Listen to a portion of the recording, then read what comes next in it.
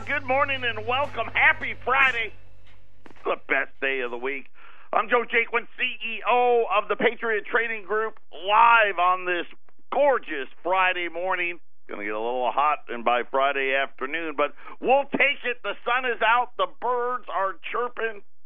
And I woke up today, and that just beats the alternative. Our toll-free number, 800-951-0592. The website at allamericangold.com. And, God, we got a lot of ground to cover. Amazon just crushing numbers after the bell yesterday. The Dow's actually still down today, but Amazon, they're talking maybe the first $1 trillion company. That was the good news. The bad news, PetSmart and Bed Bath & Beyond. Maybe Beyond Help. Both of them, bonds are rolling over. They could both be filing bankruptcy. Rising interest rates just killing both of those companies. Of course, PetSmart here local. We'll have to keep our eyes on both of those. But the news of the day, huge blowout quarter from Amazon, and right on that, they're going to raise membership rates by $20. So let's say Dr. Evil is going to make even more money. Maybe, just maybe, somebody at the post office can go talk to Amazon and say, hey, you know what, now you actually need to cover costs on packages shipped. But nonetheless, that is where we're at. Gold's higher today. Gold's up about $5 or $6, $1,323. Silver's at $16.41. Late yesterday, we were able to. This was an estate, not a customer of ours, but a referral. And there was a big liquidation, and I shouldn't say big, yeah, it was fairly big. Liquidation. This was an IRA. Again, this was not one of our customers, but apparently whoever it was that they had been doing business with went out of business. And we had the whole IRA was full of proofs. What we ran these in the Colorado hour yesterday. What's left of them, I'm going to run this morning. And here's what we have left. I have 6 1986, which would be the very first year of issue, which is always, always good to have the first year of something, I guess. 6 1-ounce proof American Gold Eagles. These are 1986s in the box with the certificate. And they're going to be $1,400, which by itself is ridiculous. The fact that you can buy a proof American Gold Eagle for less than a Gold Eagle, $1,400 is what a St. Gaudens would cost, and you get the box and the certificate. I've got 6 of those. Then I have 5 2-piece sets. These are also proofs. This has the 1-ounce and the half-ounce for $2,100. So now I'm going to let you buy the 1-ounce for $1,400 proof, which is ridiculous, and give you the half-ounce for $700. No premium whatsoever. That's an even better buy. Then the best buy that I have, I've got a couple of 1991 and a couple 1992 4-piece sets. Again, these are all proof gold. They all come with the box and the certs.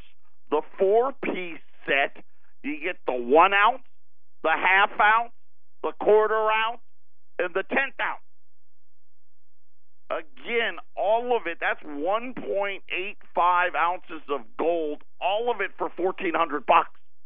So a 4-piece set, yeah, it costs $2,590, But that's the best deal of them all, because now you're buying a 10th ounce for $1,400. You're buying a quarter ounce for $1,400 an ounce, a half ounce for $1,400 an ounce. You just can't beat it. That's why we're the best in the business. But this is all I have. I don't have any extra. So I've got 5 2-piece sets, 6. The Gold Eagle, the Proof Gold Eagle of 1986, the first year of issuance, and then I got a couple of those 4-piece sets, 1991 and 1992s, and when they're gone, that's it. And I'm telling you right now, you can't buy Proof Gold Eagles like this. It just doesn't happen. Take advantage of it. 800-951-0592. So Amazon came out with a great quarter, and the GDP number came out this morning. So this was the first read of first quarter GDP growth. Now remember, a couple of months ago the Atlanta Fed GDP is going to be 5.4%. And of course I said, hey, calm down. It's not going to do that. But it came in at 2.3. So 2.3% GDP growth, which for a first quarter, it's okay. But it's not 3, 4, or 5. We'll break down the details. But before we get back, take the time. Buy some of these Proof Gold Eagles. You'll be glad you did. Patriot Radio News Hour. We'll be back after the break. 800-951-0592. I'm shocked. Obviously, I'm not doing a very good job of explaining how great of a deal these things really are. In the 15 years I've worked here, cost, just what they would cost, was never this inexpensive. You think about it, it's what, $74, $75, $76 over spot, okay? Just buying a regular Gold Eagle for that price would be great. Proofs, I would pay $100 to $200 over spot for, like I said, for 14 of the 15 years that I've worked here. You're buying these essentially below cost. And actually, not essentially, you are buying them below cost. Go out to the Mint website and see what they're charging for a Proof 2018, and you'll understand the value. So if you're looking at an opportunity, this is it. 800-951-0592. These are the Proof Gold Eagles, and I've got 3 different kinds. I've got the 1 ounce, 1986. But you think about, that's 20, if I can do math, 14 plus 18, right? That's 32 years ago. The very first year. Remember, the government stopped minting gold, obviously, in 1933, right, because they took it all. Then it was illegal to own gold from 1933 to 1971. The only thing you could own was collectibles. Then, of course, when we closed the gold window and we got this huge debt bubble that's getting ready to unwind and go the other way, you could buy like Maple Leafs or Krugerrands, but we didn't mint gold. Ronald Reagan actually was the president who signed into legislation, and 1986 was the first year that the United States started minting gold again. The 1986 Proof Gold Eagle 1400. Then I've got the 1987, the 2-piece set at 2100. And then I've got a couple of the 4-piece sets, which if you're looking at it, if you said to me, which one would you buy first, it'd be the 4-piece set. So just so you know, I took a 4-piece set. That's how good of a deal it is at 951-0592. U.S. first quarter GDP, 2.3%. Not 4, not 5. You notice you don't hear anyone talking about 4 or 5 anymore. And when they first, got you to go all in on these tax cuts, they were saying, "Oh, we're 3% now. We're going to go 4 or 5," and now they're just talking about 3. But the devil's always in the details. So this was the slowest quarter in a year. But here was the bad. I'll give you the bad and the good. The bad part, consumer spending. The weakest pace in 5 years. And remember, I've been talking about this, and I've been telling you the consumer is maxed.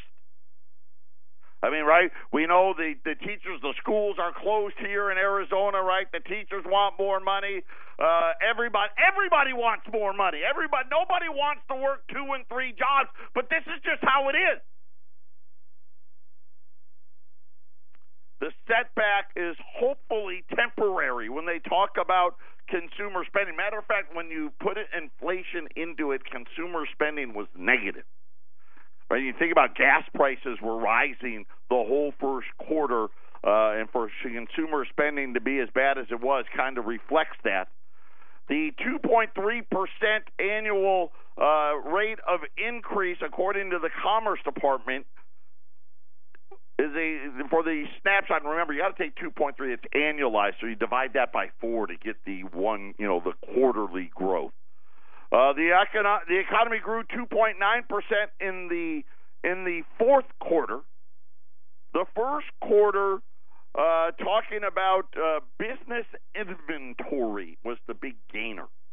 So we'll have to see what that does. That means everybody, right, in anticipation of business being better, kind of restocked the warehouses.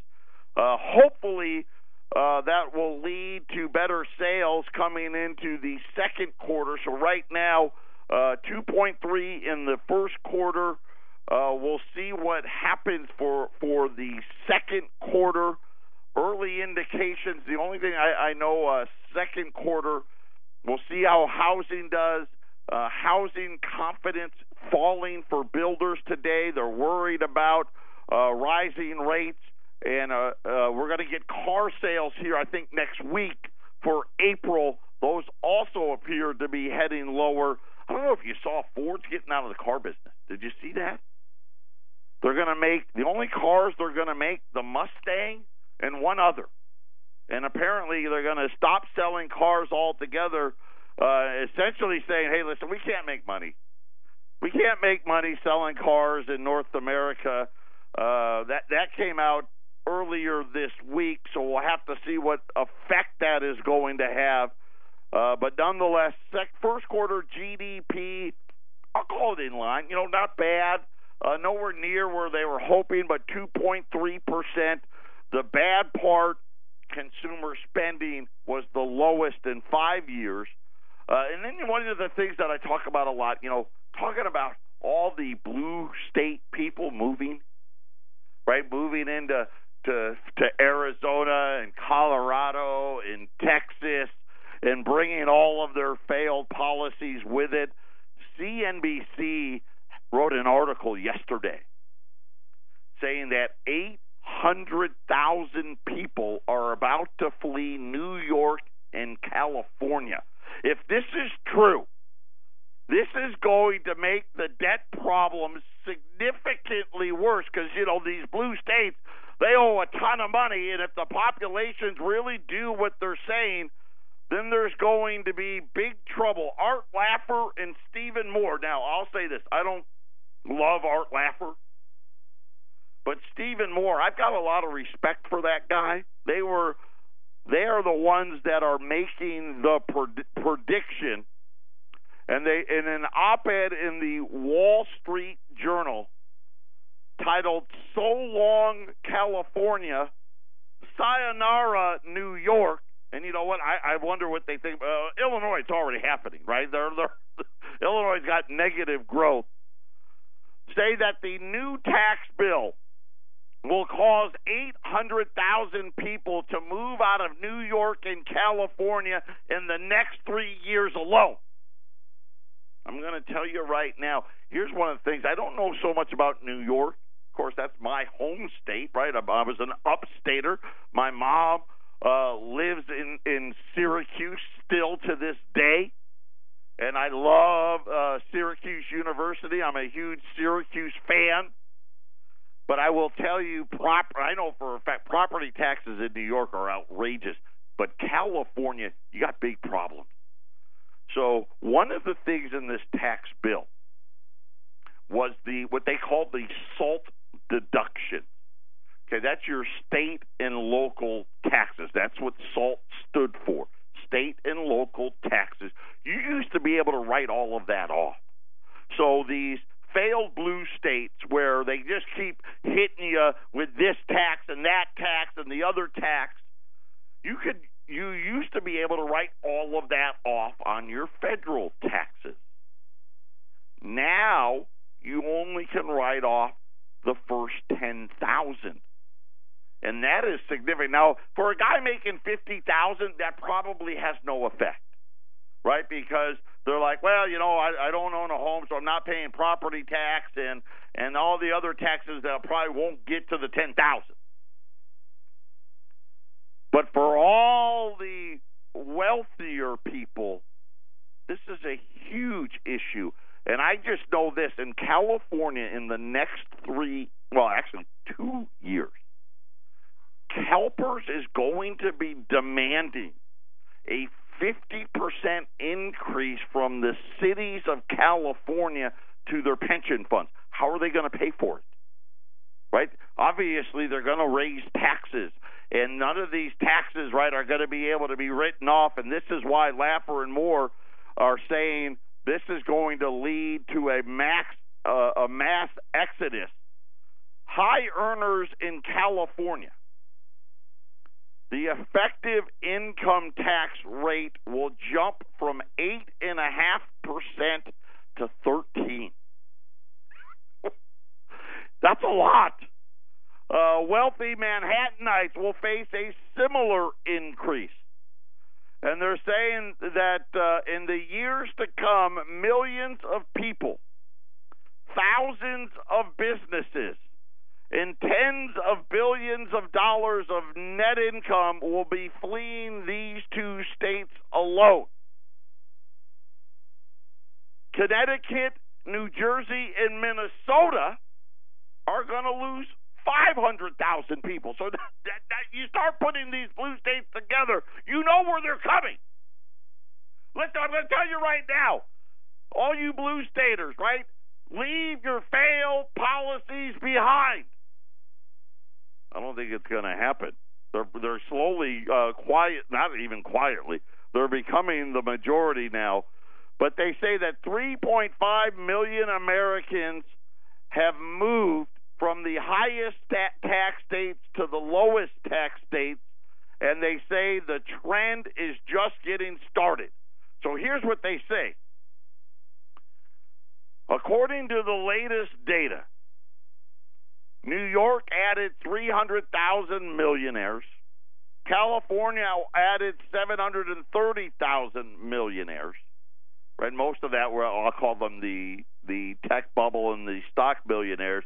And now they say they're all getting ready to hit the exit door. So if you're tired of the blue staters, I got news for you. They're coming. They're coming in big numbers. And what that's going to do to those pension systems in those states is going to be disastrous. And it's one of those things, I don't know how that works. I really don't. But think about it. And these are people, listen, these are wealthy people, right? People that, they can afford to move, right? Most of us are like, come on, I can't move. By the time I sell my house and do this and that, I got to get another job, right? That's not likely. Not these guys, right? These are, the millionaires. They're all coming, and they're all going to be, bringing their, I hate to say it, their liberal thoughts to our conservative states. But Laffer and Stephen Moore today, and maybe it was yesterday, in the op-ed of the Wall Street Journal, saying hundreds of thousands. What made it more worrisome to me was the timeline and how quickly it's going to happen. And of course, I know what California is going to be facing, and so I believe it. I really do. I mean, who wants to pay more when you don't have to? 800-951-0592. Of course, we had the Red for Ed out. The teachers all were out marching. Schools are closed. And you think about the governor's already said, hey, we'll give you 20%. Who's going to pay for that? You notice how they haven't talked about it. I wish they would, right? And of course, they're trying to say, well, we'll do it with GDP growth, and we know that doesn't work. But even the fact that 20% isn't enough, how much is it really going to be? And this is my point. Listen, it's not just teachers. It's all of us. Everybody, you start thinking about the people that you think about your neighbors, you think about how many people are working multiple jobs. Mom and dad are both working. I mean, just to have these things, and again, a testament to everybody, especially here in Phoenix, that's trying to help out so these kids have somewhere to go because nobody's home because both parents are working. Again, those are the heroes out there. 800-951-0592. This is the Phyllis Schlafly Report from Phyllis Schlafly Eagles. Mrs. Schlafly was a courageous and articulate voice for traditional values and common sense for more than 70 years. Now, continuing that legacy, the president of Phyllis Schlafly Eagles, Ed Martin. The late Phyllis Schlafly knew that Americans care about the threat of globalism. In her best-selling 1964 book, A Choice Not an Echo, Phyllis exposed that globalists of both parties conspired to make sure that only their candidate picks stood a chance in the political system. Phyllis brought the fight home by telling conservatives that their efforts to make America great were being thwarted by a rigged system. The purpose of the August 2016 Phyllis Schlafly Report, the last issue Phyllis ever personally authored, was to say Donald Trump fights the globalists just as she did. Globalism is one of those things that we Americans care about. Trump received enthusiastic support when he said in 2016 that, quote, we will no longer surrender this country or its people to the false song of globalism. The now famous Brexit vote in the UK served as a poignant premonition of the America First phenomenon happening in the United States. With that same ferocious passion for national sovereignty, Donald Trump sees victory in the 2016 presidential election over the very face of globalism. With hindsight unknown to even Phyllis when she wrote the August 2016 Phyllis Schlafly Report, we can see that she was right about President Trump. One of his very first actions as president was to pull the United States out of the terrible trade deal known as TPP. Trump has worked hard to secure bilateral trade deals which protect American interests. He's also fostered a business climate in our nation that makes corporations want to stay here. They know business is booming in America again, and they want to be a part of it. When it comes down to it, anyone can see that Phyllis Schlafly was right about globalism in 2016, just as she was right about it in her very first Phyllis Schlafly Report in 1967. Americans want to know that their interests come first. We don't want to play second fiddle to corporations, other nations, immigrants, or anyone else. We want our nation's elected officials to look out for us. Phyllis sparked that energy in 1964, and she fanned the flames until her death in 2016. This marks 50 years of the Phyllis Schlafly Report from Phyllis Schlafly Eagles, mailed, broadcast, and posted online to millions of Americans eager to follow her traditional conservative perspective. We continue that legacy at phyllisschlafly.com, archiving the past, addressing today's key issues, and staying alert for the future. So bookmark phyllisschlafly.com. Thanks for listening, and join us again for the Phyllis Schlafly Report.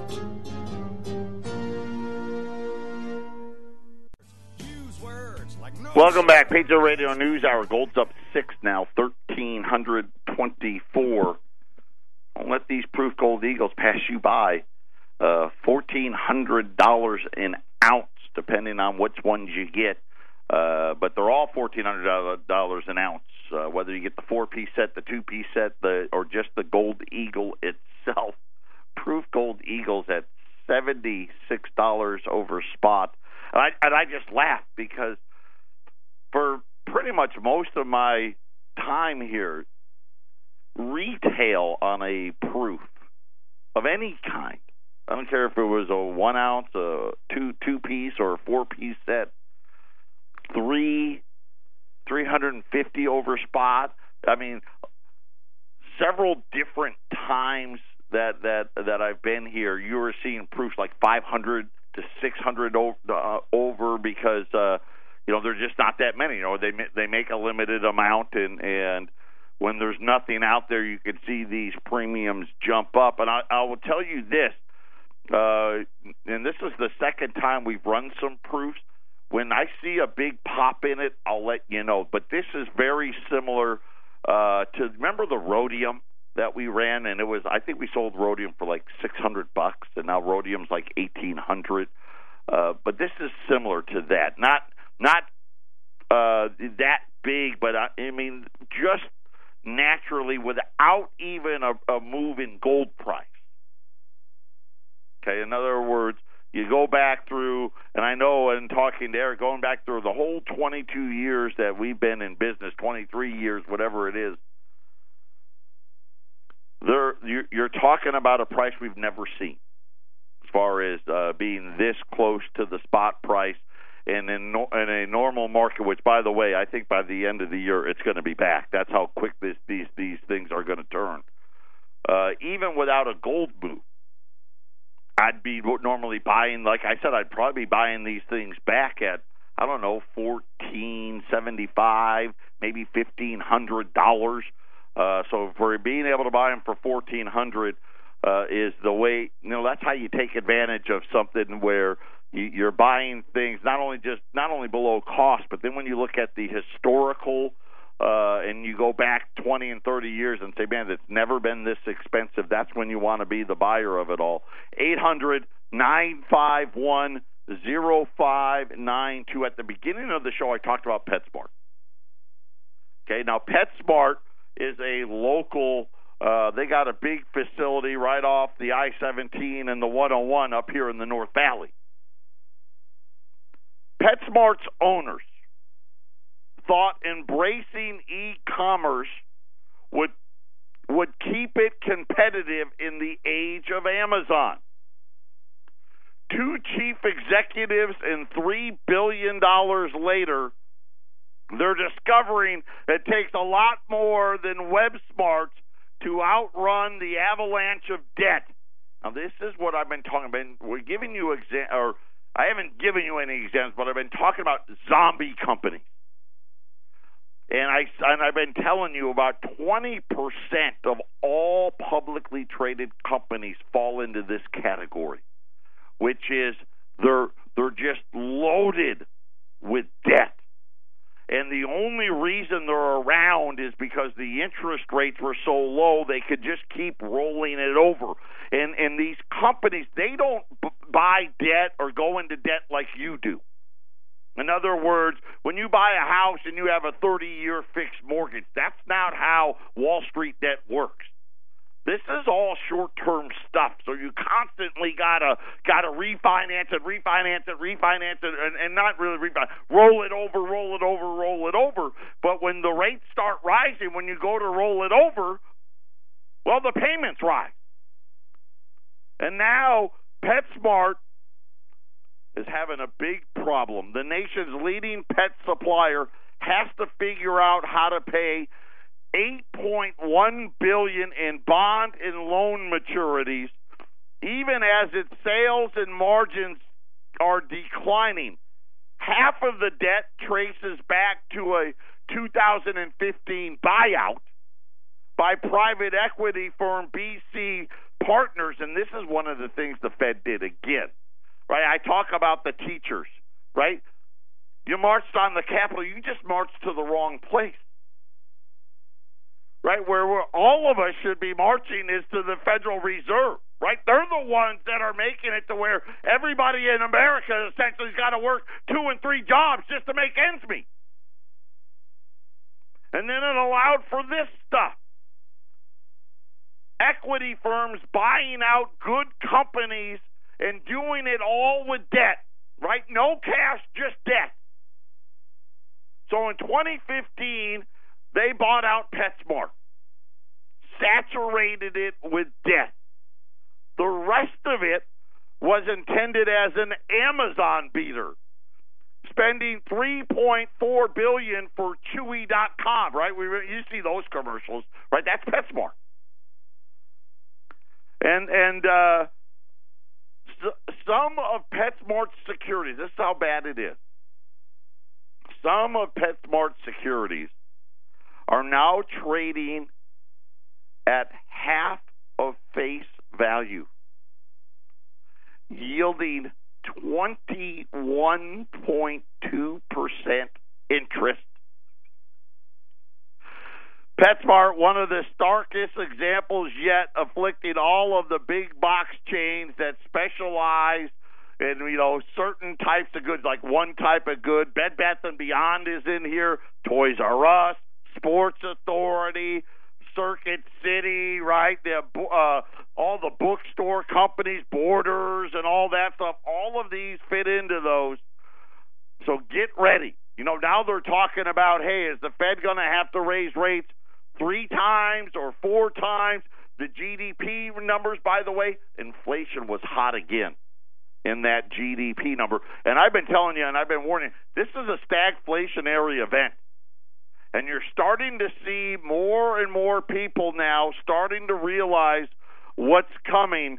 But we got a huge debt problem. Put it this way: PetSmart can't take 3 or 4 rate hikes. They're going to be out of business. Well, if nothing else, they're going to have to file for bankruptcy protection. If their bonds are only traded at 50 cents on the dollar, yeah, you kind of know they got a problem. And you start thinking about all of this debt. Now, we got record high debt on Wall Street, record high debts on the national level, record high unfunded liabilities, not only at the national level, but all at the city and state levels. Now you've got government workers out on strike because they want more money. Everybody else out in America, all of us want more money. But that's really treating the symptom. Why do all of us need more money? If I'm making the same amount this year as I made last year and the year before and the year before that, why is my standard of living continuing to fall? You can say your central bank.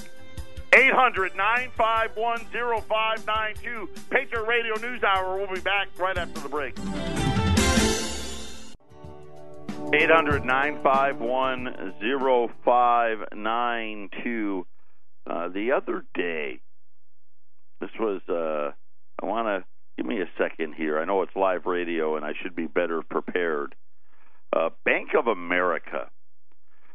After Jeffrey Gundlach came out, and remember, one of my favorites, right? This guy knows his stuff, and reiterated his $1,000 gold move and talking about everyone's going to be getting out of equities and they're not going to go to the bond market, and actually said when you factor in having to hedge when you buy U.S. Treasuries, it's the least attractive asset out there. Then Bank of America's Barnaby Martin, he wrote in a note to his clients very similar thoughts. For years, the U.S. Treasury bond market has been seen as a safe haven, a high-quality asset that would rally in times of market stress and offer welcome diversification for investors' risky portfolios. Okay? And this is what they've told us that the bond market was. And Barnaby Martin is saying, hey, this was the old Treasury market. He now says that traditional feelings and roles of U.S. Treasuries is now changed. Treasury performance has been akin to a risky asset. Our U.S. rate team have highlighted numerous reasons for structural upward pressure on Treasury yields. So he's talking about Bank of America's internal team, right? Their group of what I would call the MIT Mafia. And they're talking about this debt market. And I'm telling you, right, and I've been telling you now for a couple of years, this is a debt problem, people. And this is what the central bank has done for us. It's the exact same reason why all of these teachers walked out of the classroom. They just don't know that it's why. And they talked about the Fed reducing its balance sheet. They talked about the huge jump in U.S. budget deficit numbers. Then they started talking about, all of a sudden, that dreaded stagflationary words. What's changed? Quite simple. The arrival of American debt. And talking about America first, because now people have started to realize, we got a problem. And according to Bank of America anyway, they're saying that the U.S. Treasury market, they no longer consider it to be a safe place to be. And you think about what Jeff Gundlach said and what we talked about earlier this week. And his quote, we won't see a bid for safety out of stocks and into bonds. That was the old regime. We won't see a bond market rally.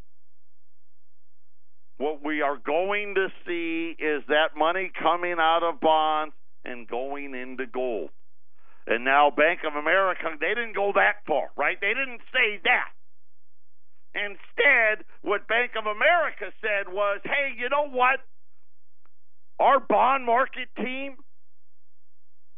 we don't view treasuries as a safe place to be anymore. In other words, we don't see treasuries as a place where you're going to be able to hide if Wall Street starts to unravel.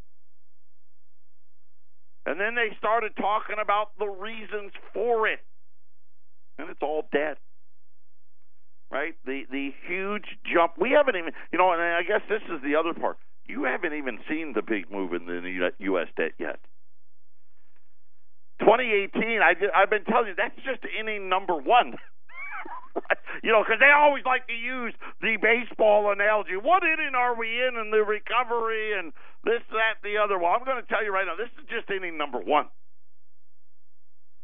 Wait till you see what's happening in 2020, 2022, and 2024, and 2026.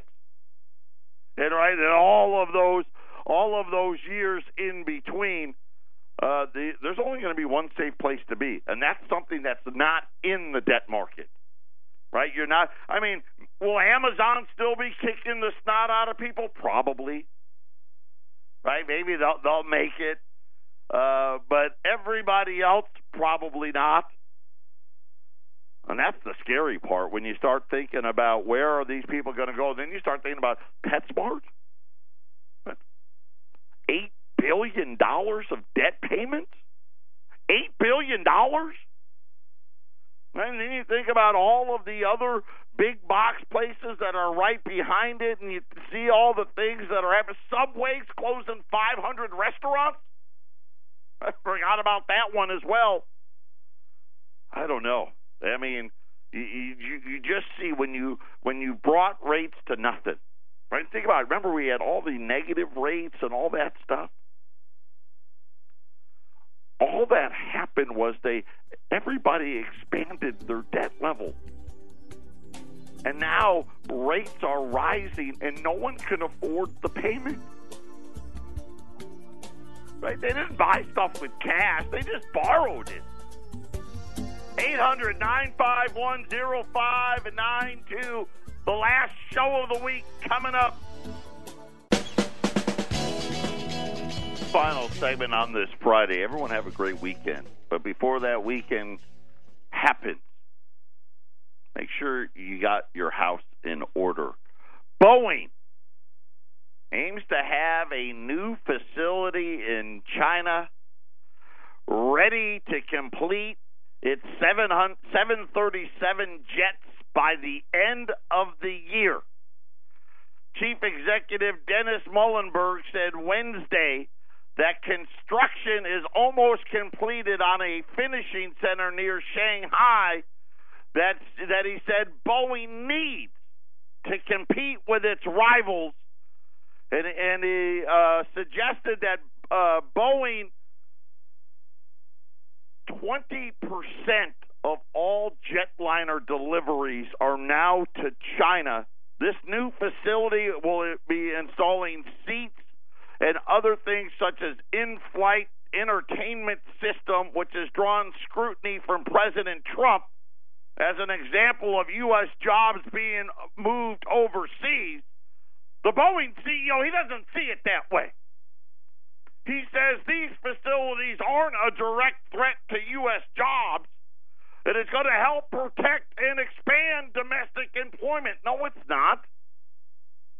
Obviously, if U.S. workers were putting in the seats and the entertainment systems, that would mean more people would be working. And, of course, here's the problem. We know it doesn't stop there, right? It starts here, right? Currently, the 737s are assembled in Seattle, and then the planes will be sent to China for completion. And he said that Boeing is following the guidelines from U.S. officials on potential airplane sales and restricting sales to Iran. I'm sorry, I don't know why that was in this article, but they're talking about again. So here it is, right? We're trying to talk about trade and all of this stuff and try to get a fair deal, and Boeing's out to say, you know what, we don't care. Right? All we care about is we want to make more money. So therefore, ergo, here comes the Chinese Boeing plants. And again, right now they're just putting in the seats and they're putting in the entertainment centers. They got another facility where they spray the planes and all that stuff. And, I mean, what's next? Right? I mean, I can just see it now. Hey, you know what, Boeing? Yeah, you need to start building them here. Yeah, you need to start building them here. And then we need to take the technology so we can keep building our own. And I don't know. I don't know where it ends. It's incredible when you think about it. Every U.S. company just deciding, doesn't matter, we don't care. This is where, well, quite honestly, I can't blame Boeing, right? I mean, that's the guy's job is to get a higher stock price, I guess. Right? It doesn't matter. The American worker doesn't matter. And then they try to say, oh, no, we're protecting American jobs. Not really. Short term, maybe. Longer term, you think China's going to stop at seats in entertainment systems? 800-951-0592. Quick look here at the markets.